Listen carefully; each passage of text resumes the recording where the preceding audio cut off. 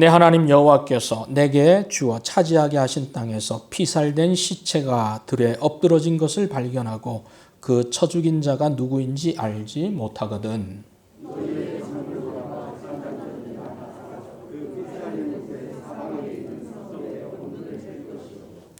그 피살된 곳에서 제일 가까운 성읍의 장로들이 그 성읍에서 아직 부리지 아니하고 멍에를 매지 아니한 암송아지를 취하여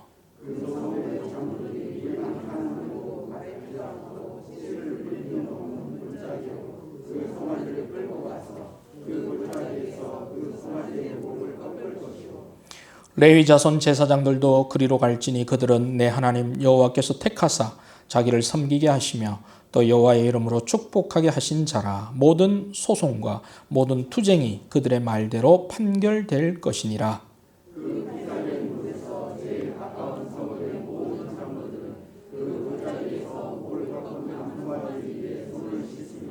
말하기를 우리의 손이 이 피를 흘리지 아니하였고 우리의 눈이 이것을 보지도 못하였나이다.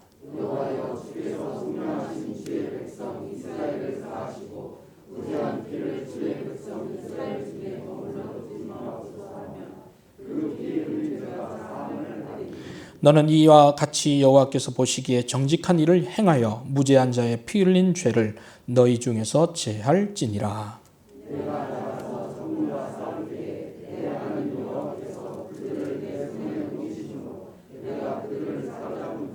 내가 만일 그 포로 중에 아리따운 여자를 보고 그에게 연연하여 아내를 삼고자 하거든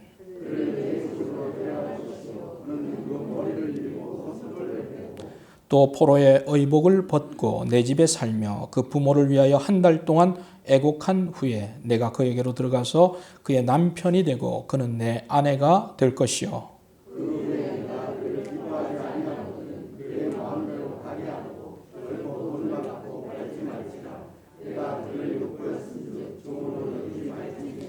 어떤 사람이 두 아내를 두었는데 하나는 사랑을 받고 하나는 미움을 받다가 그 사랑을 받는 자와 미움을 받는 자가 둘 다 아들을 낳았다 하자. 그 미움을 받는 자의 아들이 장자이면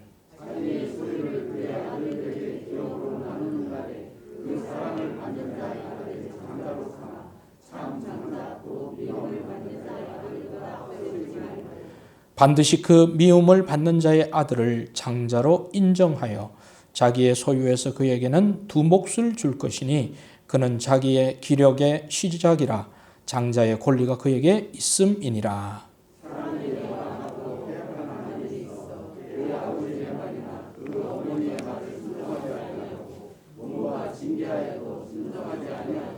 그의 부모가 그를 끌고 성문에 이르러 그 성읍 장로들에게 나아가서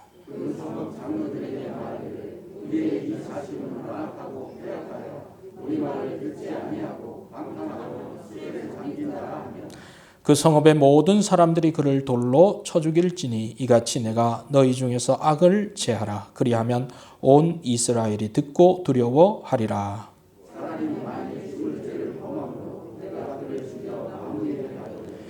같이 읽겠습니다. 그 시체를 나무 위에 밤새도록 두지 말고 그날에 장사하여 내 하나님 여호와께서 내게 기업으로 주시는 땅을 더럽히지 말라. 나무에 달린 자는 하나님께 저주를 받았음이니라. 아멘. 앉으시겠습니다. 2023년도 수능이 지났죠? 예, 우리 학생들이 잘 들어야 합니다. 예. 우리 학생들 중에는 2024년도 수능 칠 사람이 여기 3명이나 있어요. 예.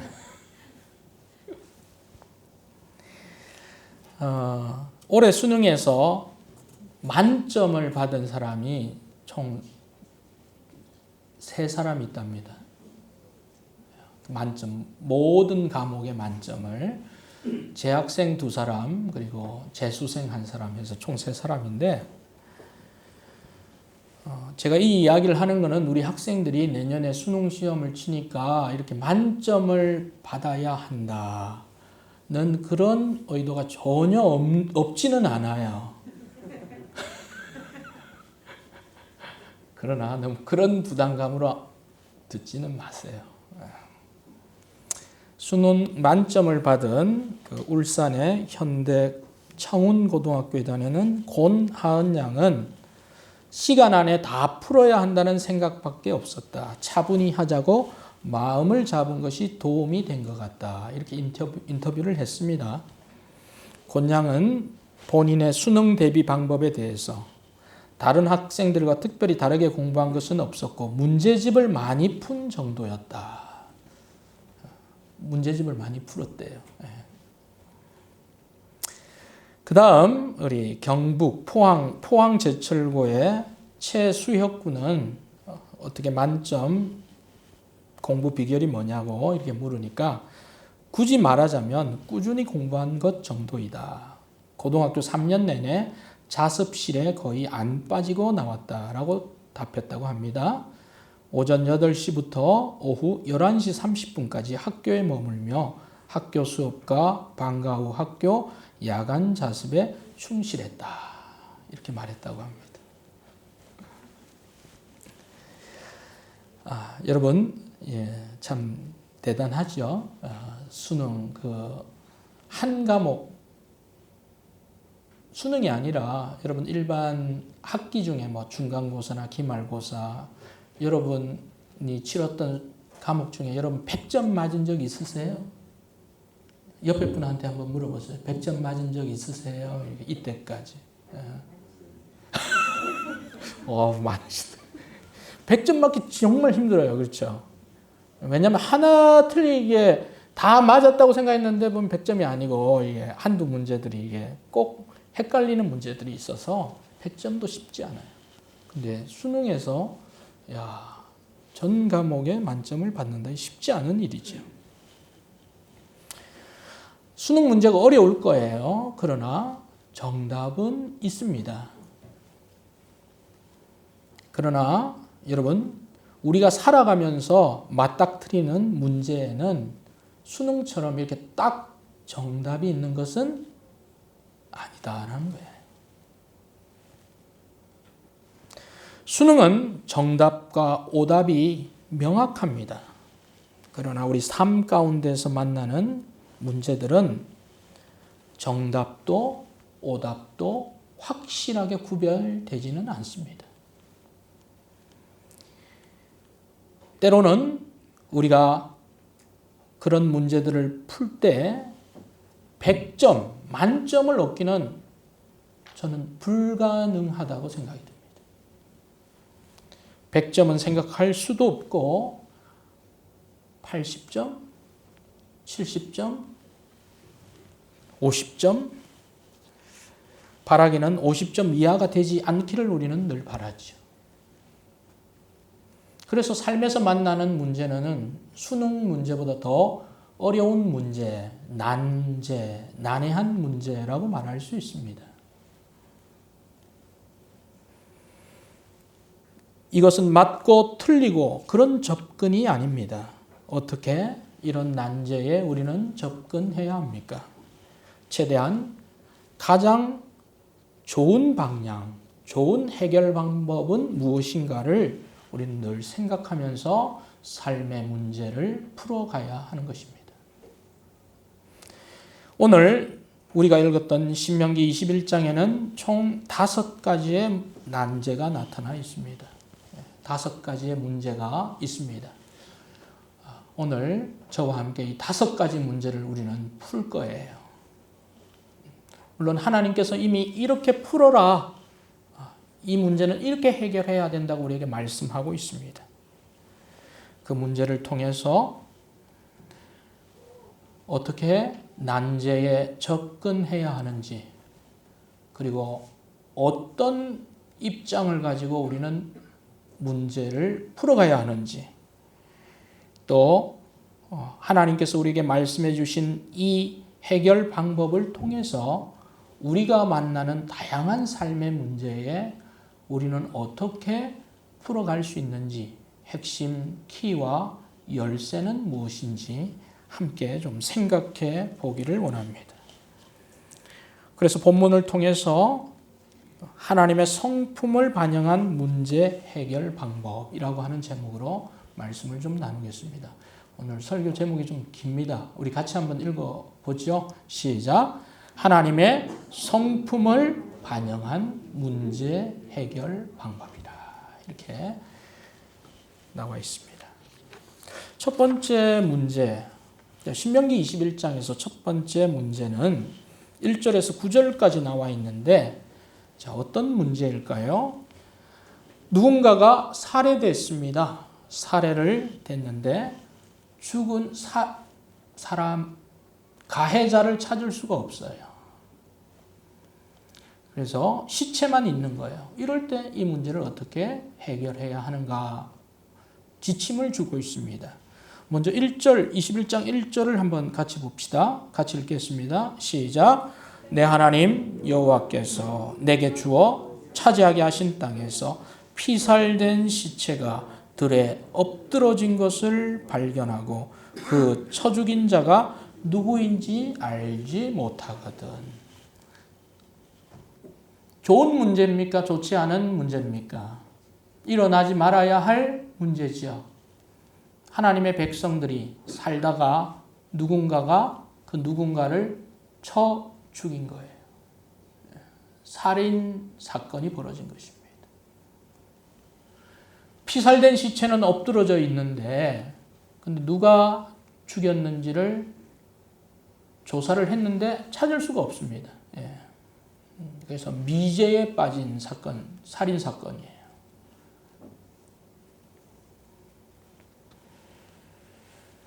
이런 사건이 벌어지면 사람들의 마음들이 좋지 않습니다. 그리고 또 흉흉하죠. 민심이 흉흉합니다. 여러 가지 가능성을 두고 누가 범인인가를 조사를 했지만 발견할 수 없을 때의 가정에서 지금 얘기하고 있는 것입니다. 자, 그러면 어떻게 해야 합니까? 이런 사건이 벌어졌습니다. 좋지 않은 문제가 마을 어디에서 벌어졌습니다. 처리를 해야 합니다. 그렇죠? 어떻게 처리하는가? 3절에 보면 2절에 이렇게 나와 있네요. 너희의 장로들과 재판장들은 나가서 그 피살된 곳의 사방에 있는 성읍에 원근을 재어서 피살된 곳에 제일 가까운 성읍의 장로들이 이 일을 처리해야 합니다. 즉 살인 사건이 벌어졌습니다. 그러면 그 살인자 피해자의 그 시체에서 제일 가까운 성읍이 어디에 있는지 동서남북으로 재어봅니다. 그래서 가장 가까운 성읍에서 이 문제를 어떻게 해야 합니까? 공동으로 처리를 해야 하는 것입니다. 왜 가장 가까운 성읍이라고 했을까요?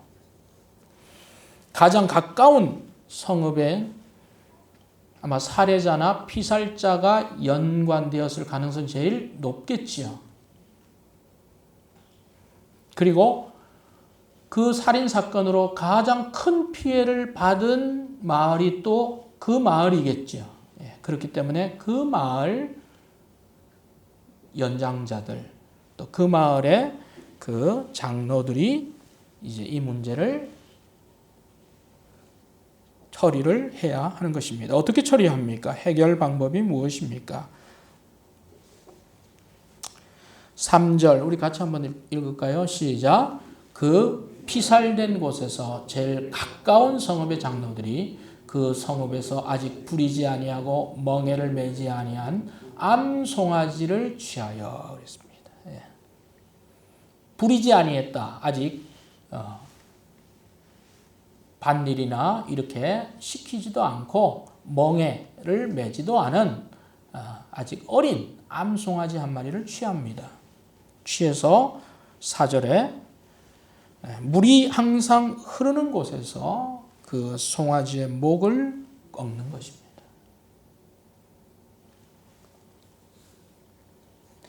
송아지의 목을 꺾는다.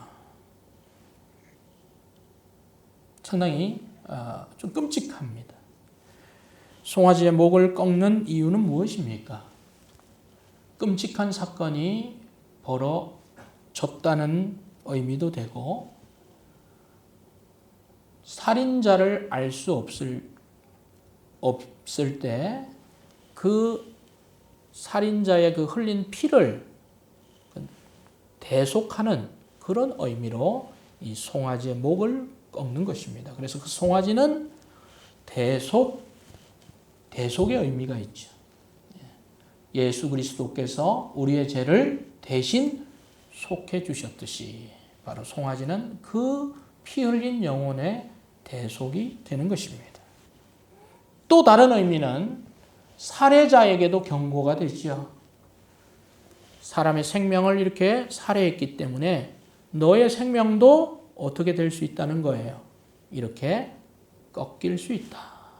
그런 경고의 메시지가 되는 것입니다. 그 이후에 어떻게 합니까?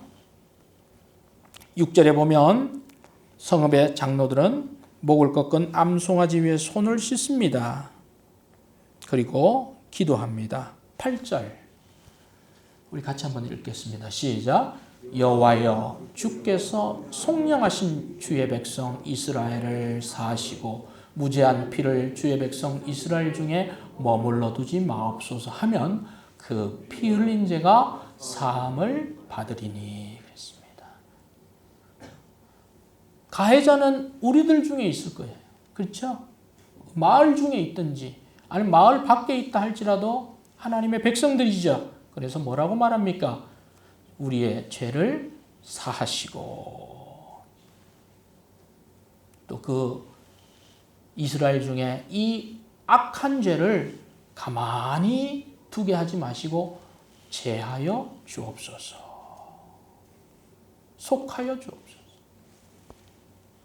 그러면 9절에서 이렇게 말합니다. 9절 같이 읽읍시다. 시작. 너는 이와 같이 여호와께서 보시기에 정직한 일을 행하여 무죄한 자의 피 흘린 죄를 너희 중에서 제할지니라. 이제 그런 일을 그런 의식을 통해서 이제 제거해라. 그렇게 말하고 있습니다.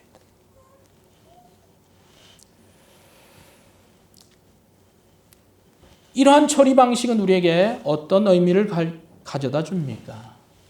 좋지 않은 일이 마을 근처에서 벌어졌습니다. 사람들은 방관자가 되게 내버려 두지 않는다는 것입니다. 그리고 문제를 그냥 방치하게끔 두지 않겠다는 것입니다. 살해된 사람의 문제, 그 가족만의 문제가 아니라 이스라엘 안에 벌어진 일은 우리의 문제라는 것입니다. 나의 문제로 인식하는 것입니다. 공동체의 문제라고 생각하는 것입니다. 그 사람만의 문제가 아니라 우리의 문제다. 우리 전체의 문제, 마을의 문제다. 그렇게 인식하는 것입니다. 멍에 매지 않는 암송아지의 목을 꺾는다는 것은 한편으로는 누군가가 암송아지를 내놓아야 하는 것입니다. 그냥 덮어가는 것이 아닙니다. 그 비용을 내야 합니다. 그런 의식을 치르기 위해서는 누군가의 헌신이 필요하고 헌금이 필요하고 헌물이 필요한 거예요. 어떤 사건을 해결하기 위해서 그냥 되는 것은 없는 것 같아요. 그렇죠? 가장 가까운 마을에서 그것을 부담해야 하는 것이에요. 희생 제물에 비용, 수고, 시간, 에너지, 재정이 들어가야 그것이 해결이 되는 것입니다. 공짜는 없습니다.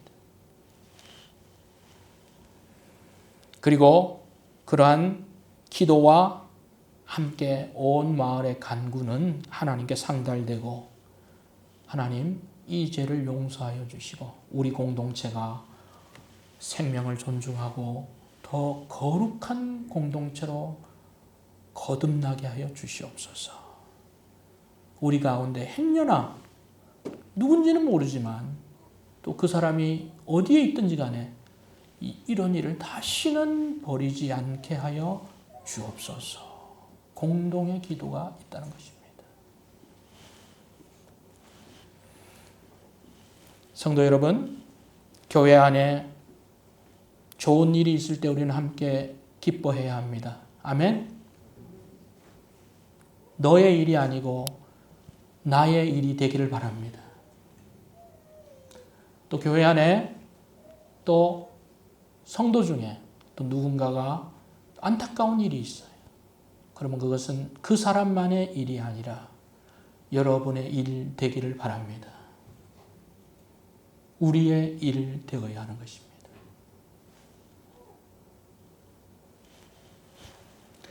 나는 나고 너는 너고 그것은 공동체가 아닌 것입니다. 공동체는 주님 안에 있다.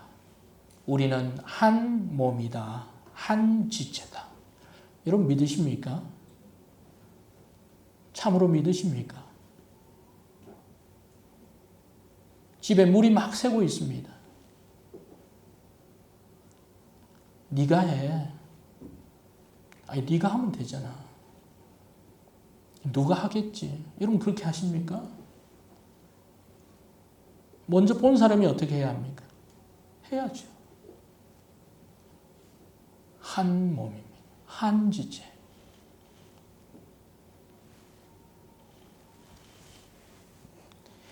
당신의 아픔은 나의 아픔입니다. 당신의 슬픔은 나의 슬픔입니다. 당신의 기도 제목은 나의 기도 제목입니다.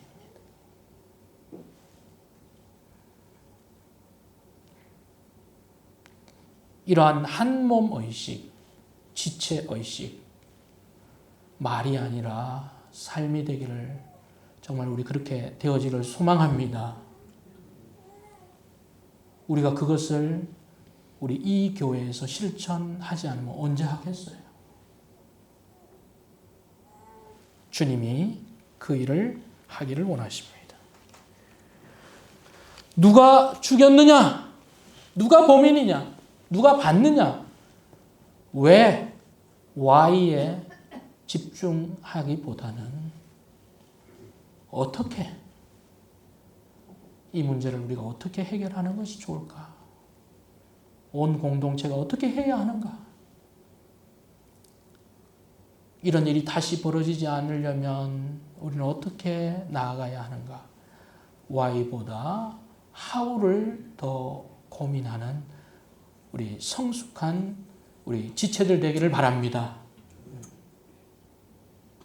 누군가에게 문제를 찾고 원인을 찾고 그것은 문제를 계속 양산하는 방법이에요. 주님 그렇게 말씀하신 적이 없죠. 어떻게 잘 우리의 문제로 덮어서 해결해 나가는, 그래서 온 공동체가 그러한 일이 생기지 않도록 기도하고 회개하고 나아가는 그런 방식으로 우리 주님께서 문제를 해결하고 있습니다. 자, 두 번째 문제, 첫 번째 문제는 그렇게 해서 일단락이 됐습니다. 두 번째 문제는 무엇입니까? 이제 여자 포로를 아내로 삼는 문제. 자, 10절에 보니까 내가 나가서 적군과 싸울 때 내 하나님 여호와께서 그들을 내 손에 넘기심으로 내가 그들을 사로잡은 후에 그랬습니다. 지금 왜 이 이야기가 신명기에 중점적으로 등장하느냐 하면 지금 이스라엘 백성들은 전쟁을 해야 되는 상황이죠. 가나안 족속들 또 히위 족속들하고도 전쟁을 해야 되고 또 멀리 있는 족속들하고도 전쟁을 해서 땅을 차지해야 합니다. 그러면 전쟁하다 보면 반드시 이런 문제가 대두가 될 수밖에 없죠. 그래서 방지 차원에서도 말씀하고 있는 거예요. 자, 그래서 남자들은 전쟁하면 다 죽이잖아요. 다 죽입니다. 그러나 유아나 여자들은 어떻게 합니까? 살려둔단 말이죠. 살려두어요. 물론 하나님께서 때로는 성읍 전체를 진멸하라고 말씀하실 때도 있습니다만 그렇지 않은 성은 또 그렇게 남자들만 죽이고 유아나 여자들은 살려둬요. 자, 그런데 11절에 보니까 이제 그 전쟁 중에 있는 그 포로로 끌려온 여자를 봤습니다. 근데 어떤 여자를 봤습니까? 11절에 보니까 어떤 여자를 봤어요? 아리따운 여자를 봤네요. 그렇죠? 예. 아리따운 여자를 보고 연연해서 아내를 삼고자 한다. 그랬습니다. 그럼 어떻게 하라고 말씀하고 있습니까? 불가한 것은 아닙니다. 절차가 있습니다. 먼저 12절 같이 읽읍시다. 시작. 그를 내 집으로 데려갈 것이요. 그는 그 머리를 밀고 손톱을 베고 그랬어요. 이런 일이 벌어지면 이제 그 남자와 그 여자가 이제 서로 의사교환을 해야 되겠죠. 예. 그 이후에 일어나는 일입니다. 만일 아내로 삼고자 한다면 집으로 데려가서 머리를 밀고 손톱을 베라 그랬습니다. 머리를 밀고 손톱을 베는 것. 여성의 머리를 민다. 손톱을 벤다. 머리를 완전히 미는 건 아니겠죠. 예, 그런 건 아니고 일부를 아마 자르는 의식을 할 겁니다. 그럼 왜 그렇습니까? 그것은 자신이 살았던 과거 이방의 그 세계와 단절하겠다는 의미로 머리를 베고 손톱을 베는 것입니다. 지난 삶과의 이별 의식을 바로 머리와 손톱을 베는 것입니다. 그거 못하겠다 그러면 성립이 안 되겠죠. 예, 가까이 감당하겠다고 하면 하는 거예요.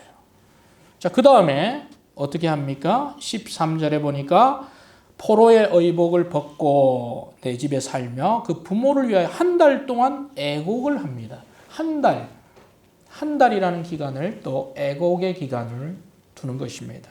그 한 달이라는 것은 바로 지난 부모 그리고 과거에 대한 자신의 삶을 멈추고 새로운 삶으로 들어가기 위한 그런 준비의 시간으로 한 달을 주는 것이죠. 그 한 달을 기꺼이 감당하면 이제 부부의 연을 맺는 것이죠. 자, 그렇게 해서 이제 부부가 됐습니다.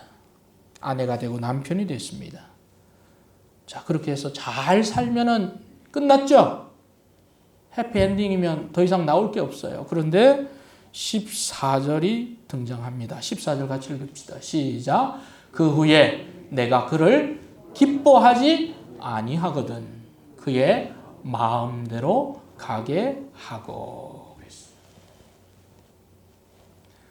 결혼해서 두 사람이 마음을 맞추어서 잘 살면 제일 베스트죠. 또 그렇게 해야 합니다. 그런데 그렇지 않은 일이 벌어진 것입니다. 여기 보면 내가 그를 기뻐하지 아니하거든. 남자의 입장에서만 이야기한 것 같은데 때로는 반대로 또 그 여자의 입장도 있을 거 아닙니까? 같이 그런 절차를 다 거쳐서 살았는데 살면서 많은 문제들이 야기될 수 있어요. 어떤 문제가 생길 수 있습니까? 부부간에 생길 수 있는 문제 너무 많죠. 성격의 차이가 나올 수도 있고 또 문화적인 차이가 나올 수도 있습니다. 또 종교적인 차이도 나올 수 있겠죠.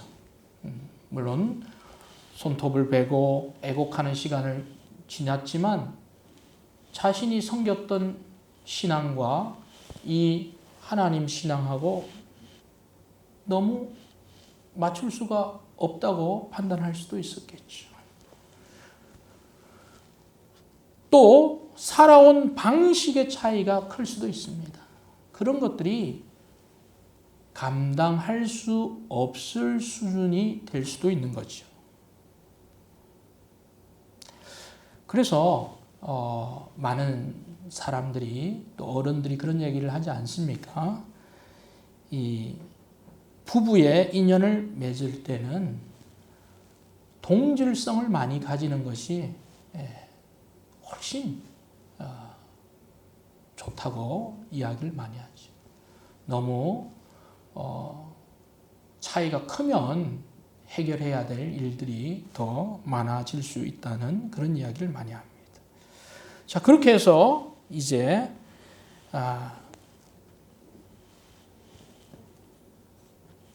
계속 부부의 연을 이어가기가 힘든 상황이 됐습니다. 그러면 어떻게 하라고 말하고 있습니까? 14절에 그의 마음대로 가게 할 것을 말하고 있습니다. 마음대로 간다.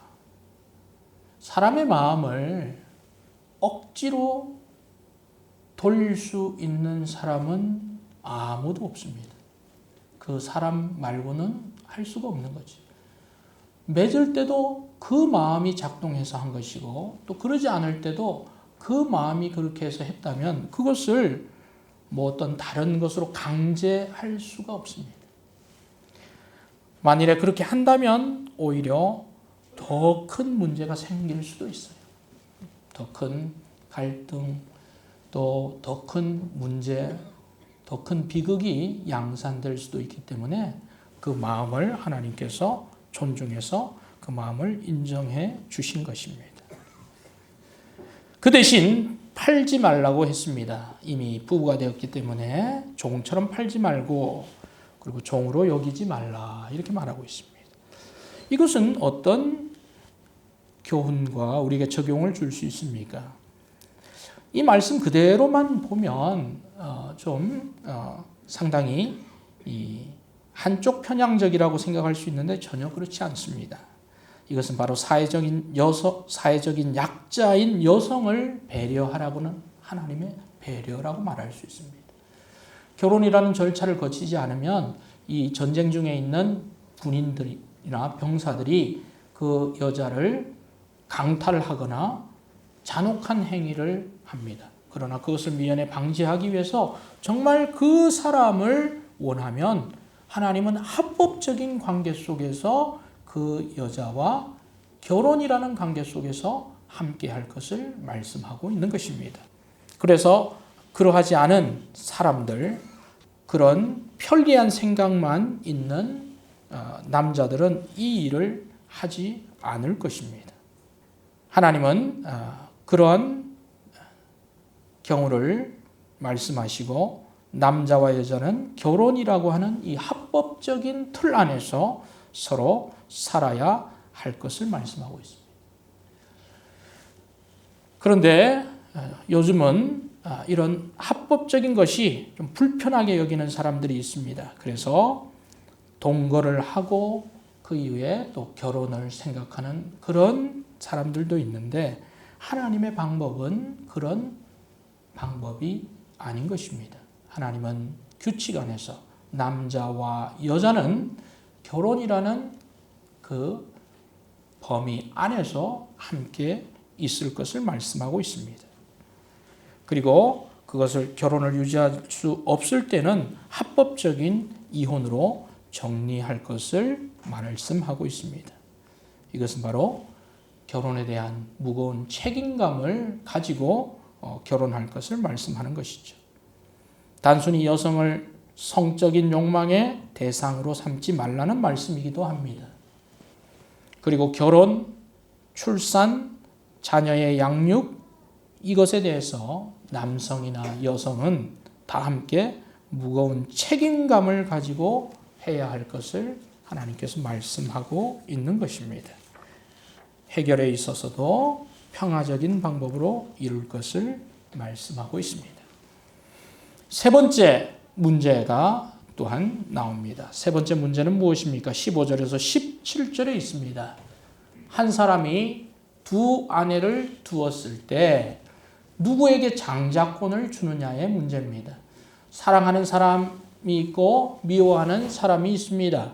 그런데 자기가 사랑하는 사람이 장자가 아니고 차자가 됐을 때 이 사람 입장에서는 그 차자에게 장자권을 줌으로 인해서 생길 수 있는 여러 가지 문제가 있을 수 있습니다.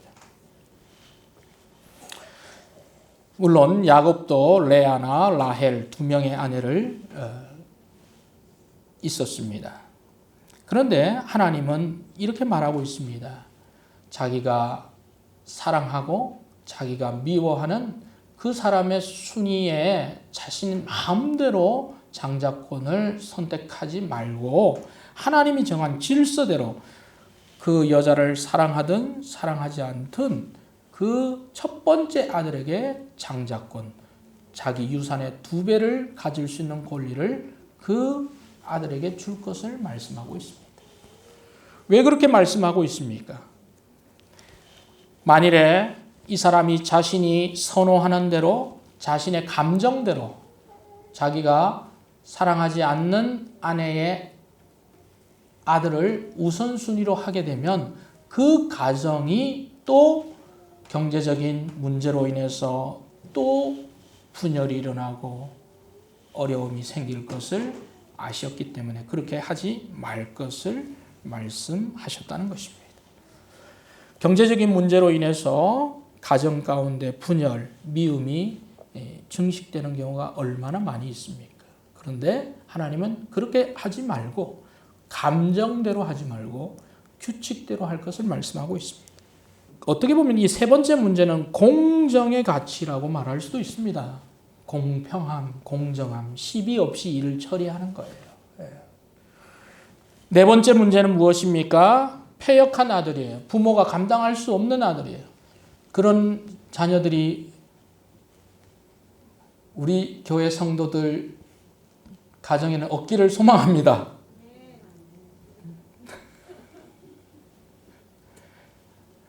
그런데 참 이게 사람 마음대로 안 되는 것 중에 하나 아니겠습니까?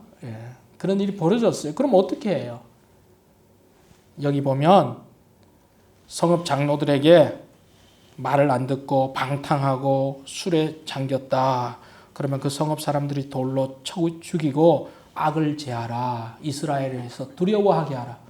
여러분 이스라엘에서 이런 일이 벌어졌을까요? 안 벌어졌을까요? 벌어졌을 것이다. 안 벌어졌을 것이다. 벌어졌을 것이라는 사람 손 한번 들어보세요. 벌어졌을 것이다? 대단하신 분들이 많네요. 벌어지지 않았을 것이다. 부모의 심정은 그렇게 한 사람 아무도 없을 거예요. 어떻게 내어주겠어요? 아무리 속을 썩이고. 그런데 이렇게 하는 이유는 뭐예요? 겁을 주는 거예요. 그렇게 하지 말라고 하는 거예요. 그렇게 하면 이런 일을 당할 수도 있다는 그 공동의 그런 어떤 것을 하는 것이 정말 그 아들을 패역한 아들이라고 해서 내어주는 부모도 없을 거예요. 그래서 이런 자녀 교육은 한 가정만의 문제가 아니라 온 마을의 문제. 그렇게 인식을 했다는 것입니다. 이해가 되시죠? 네. 여러분 우리 교회에 우리 1살부터 우리 있잖아요. 또 학생들, 유년, 또 청소년들 여러분 자신의 아이들처럼 기도해 주시고 관심 가져 주시고 격려해 주시기를 바랍니다.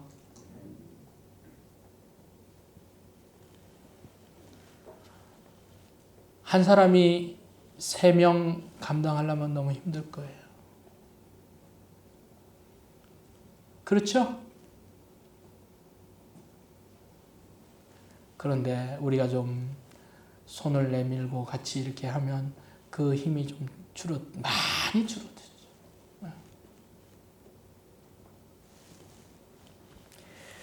공동의 문제라고 생각하고 처리할 것을 4번째 말씀했습니다. 5번째는 죽을 죄를 범한 사람을 죽였어요. 죽을 죄를 범했으니까 죽어야죠. 사형에 해당하는 죄. 사형에 해당하는 죄가 뭐가 있을까요? 아마 폐륜을 범했든지 아니면 또 당시 우상을 숭배했든지 그것도 아주 공개적으로 어떤 그런 죄 또는 다른 사람을 살해했던 이런 죄들만 죽을 죄. 그러면 어떻게 합니까? 나무에 매서 죽이죠. 그러나 23절 같이 한번 읽어봅시다. 같이 읽읍시다. 시작. 그 시체를 나무 위에 밤새도록 두지 말고 그날에 장사하여 그랬어요. 아무리 잘못한 사람 그래 죽었어요. 죗값을 치렀죠. 그러면 밤새도록 있으면요 어떻게 됩니까? 유가족들이 얼마나 더 슬프겠어요. 얼마나 맺히겠어요.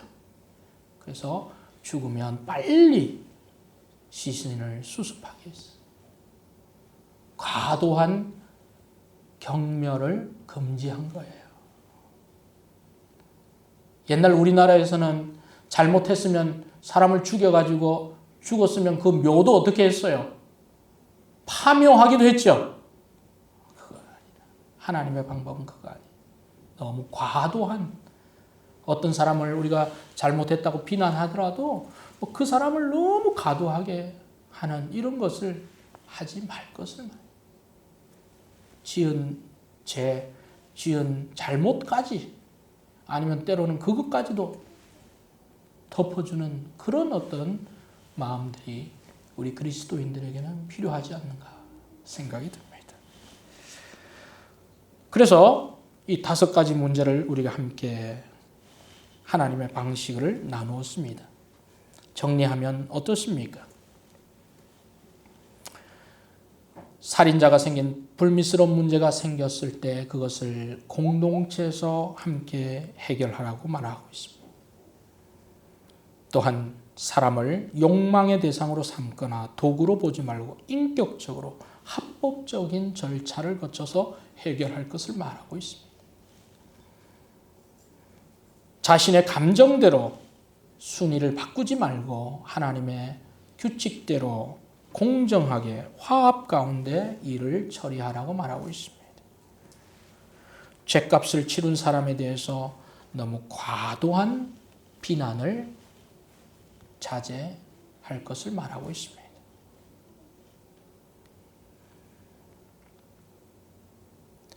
성도 여러분, 우리 하나님의 사람들은 하나님의 성품을 반영한 사람들이 되어야 할 줄로 믿습니다. 해결을 처리하는 것도 하나님의 성품을 반영해서 어떻게 하는 것이 최선인가를 늘 생각을 해야 합니다. 경거망동하거나 감정적으로 악의적으로 처리해서는 안 되겠죠. 그런 거 보면 수능 문제가 쉬워요? 아니면 삶의 문제가 쉬워요? 뭐가 더 어려워요? 정답이 있는 수능이 오히려 쉬울 수 있고 우리가 가지고 있는 여러 삶의 문제들은 정말 해결하기 우리의 지혜로는 부족할 수 있습니다. 그러나 그러할 때도 오늘 말씀을 생각하시면서 우리 주님은 어떻게 이 문제를 해결해 가실까? 그리고 나는 어떻게 해야 할까? 그렇게 하나님의 뜻을 구할 때 100점짜리는 안 된다 할지라도 그 가까운 좋은 근접한 점수는 주지 않을까 생각이 듭니다. 성도 여러분, 여러분 어떤 문제 가운데 있습니까? 어떤 문제 가운데 고민이 있습니까? 저도 문제 가운데 있습니다. 그러나 하나님의 뜻을 구하며 찾아가며 또 하나님의 답을 구할 때 하나님께서 우리에게 적절한 방법으로 주시리라 믿습니다. 성도 여러분, 그러한 하나님과의 구함, 그렇게 문제를 해결해 나가시는 우리 성도님들 되기를 소망합니다. 기도하겠습니다.